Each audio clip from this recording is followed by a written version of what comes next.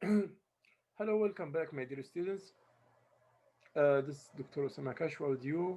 Um, we will move on to the next video now about the cost of production. This is our class today is about the cost of production.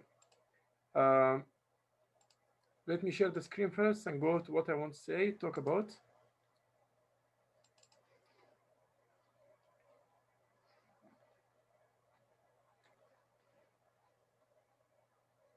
Here we go. Okay. So what do you mean by the cost of productions? Production cost is the most important for all the economies concerns because it includes fixed costs and variable costs, and both of them are very important. But let's talk about first what are the sectors of the economy which which we need to know before we talk about the cost itself. So the main sectors in the economy are the primary sector consists of industries that extract or cultivate natural resources. So if I'm working in agriculture as example, then this is a primary sector. The primary sector, like when you cut the trees or the trunks from the forest, this is a primary sector. The secondary sector consists of industries that fabricate or process goods. So when you do any kind of process for those raw materials, then this is, we call it secondary sector. So the primary sector, you take it as it is from the nature, like it's in nature, like as example, woods in the forest. So this we call it primary because you didn't do any added value. You just cut the trees. That's it. You cut the trunks, you put it in on trucks, and you move it on. So this we call it the primary sector. But the secondary sector is related to what did you do from the processing. What is the idea here? Let me just show you on so in the screen here. What do we mean by this? Usually we have factors of production. We have a system. In anything in the whole world, we have a system. The system always consists of what we call inputs, inputs. Then we have process, process. Then we have the outputs.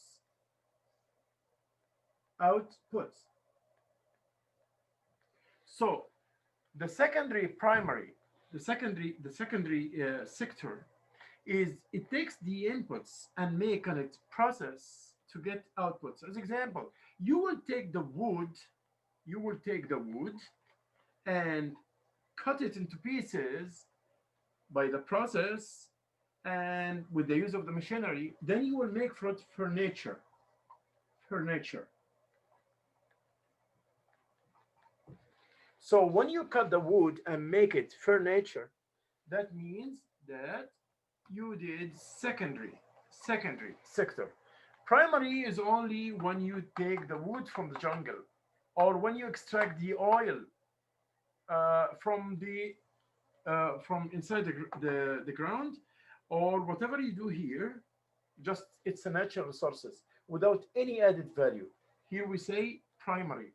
But when you make any kind of process on the primary, that comes into the secondary. So the secondary are process on the primary. You did primaries process. Okay.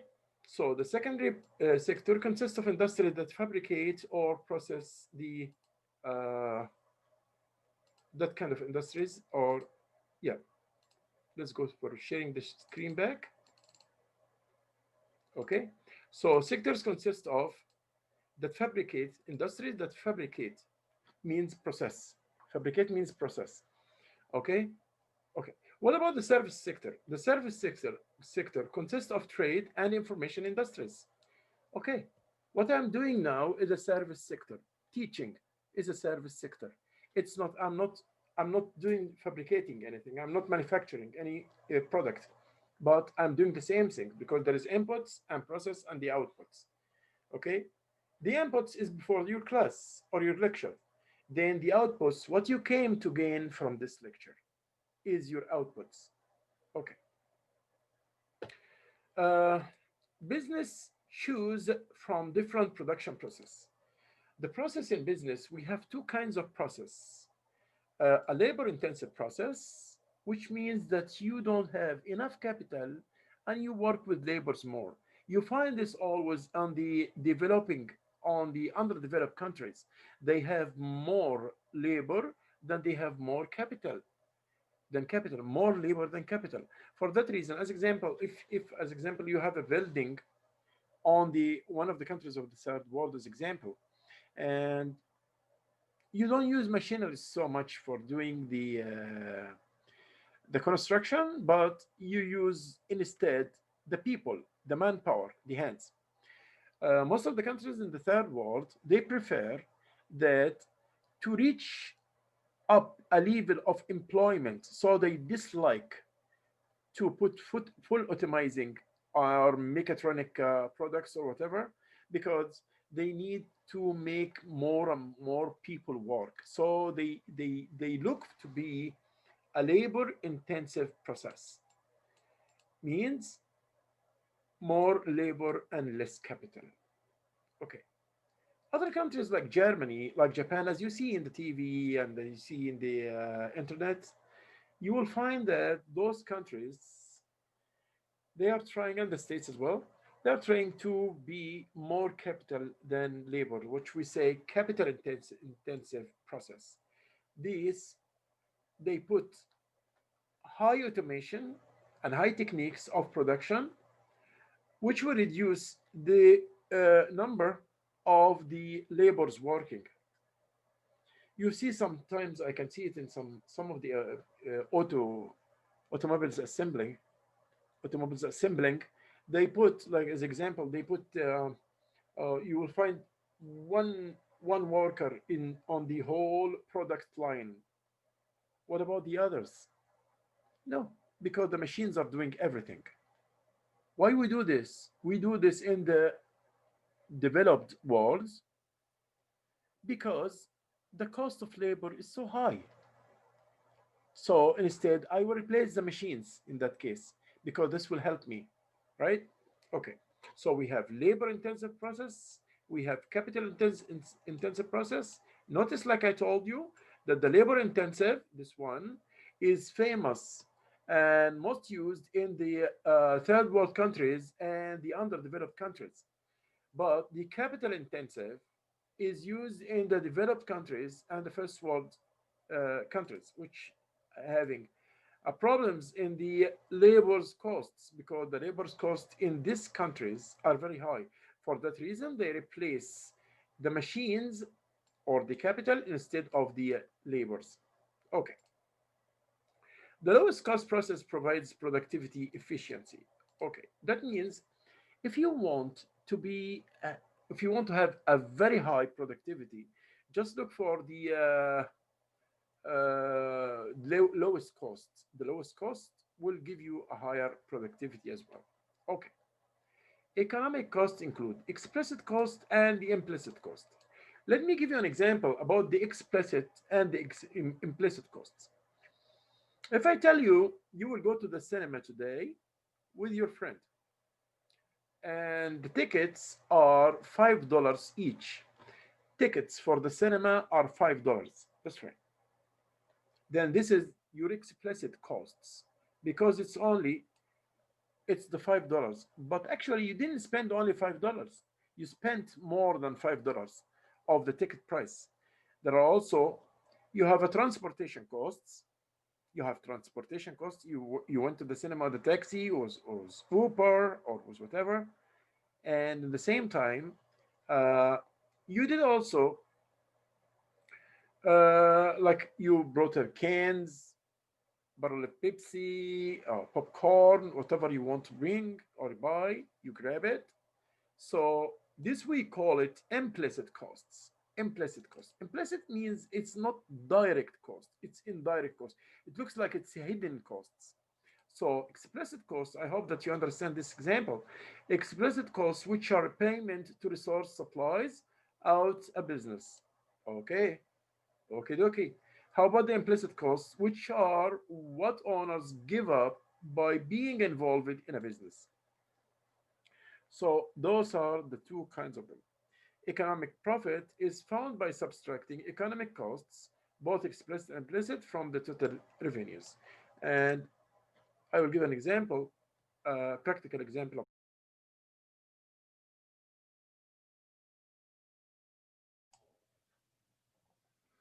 So let's go back for our questions now of the chapter itself. The questions is here. I will share the screen. Then we can solve it together and find out the share the screen here. Okay. Now, like those questions which we have here about the fixed costs and the variable costs, the dots sector consists of industries that extract the or cultivate natural resources. So this, the answer of it will be the primary. It will be the primary because of what? Because of what? Because of one point, that is, anything that you work in naturals, that means it's a primary, and that's what we said before. The dots sector consists of industries that fabricate or process goods. So this is the secondary one. This is the secondary one. It's not the private or the primary. It's the secondary one. Okay. The third one, the dots sector, consists of trade and information industries. Which one would be? The service or the secondary or the primary? Of course, it's the service one. Why? Because we said the services. I told you before, we have the private sector, and it consists of industries, and we have also in the same time we have services. So the services, like what I'm doing now, the differences between the goods and services are that the goods are tangible, but the services are intangible. This is the first point. The second point is that you cannot store the service. I cannot store what I'm doing just now. I cannot put it in a fridge and get it the second year and put it. No. And the third thing is that the service is bind to the person who applied the service. But the goods you will buy whatever you need from any shop will meet you. So these are the differences between the goods and the services, especially uh, in the point of the tangible and the intangible. So because the services are intangible, you cannot hold it in your hand, you cannot touch it. But the goods, you can touch it and you can hold it in your hand. Okay. As production increase in the short run, fixed costs, what will happen? Increase or decrease or stay constant? We said that the fixed costs always will never be changed on the short run, never be changed. For that reason, when we represent it, we just represent it with a vertical line like this way. We just represent it like this. We say the fixed costs, and we just make a line like this. We call fixed costs. A line parallel to the horizontal line. We call it the fixed cost because it never change in the short run. Again, the fixed costs never change on the short run. As production increase, the short run variable costs. Of course, the variable costs are bound to or related to the volume of the production. So the more you produce, the more the variable cost will be. The more you will produce, the more the variable cost. So here that's right. As production increase in the short run, the variable cost will also increase. Number 6, dots intensive process employs more labors and less capital. Or labor intensive. We said we have labor intensive and we have a capital intensive. The labor intensive, which focus more on the labor, that's more labors than the capital. This we call it labor intensive. And the capital intensive, there are capital more than the labor. And we said the difference between the countries which use the labor and which use the capital intensive.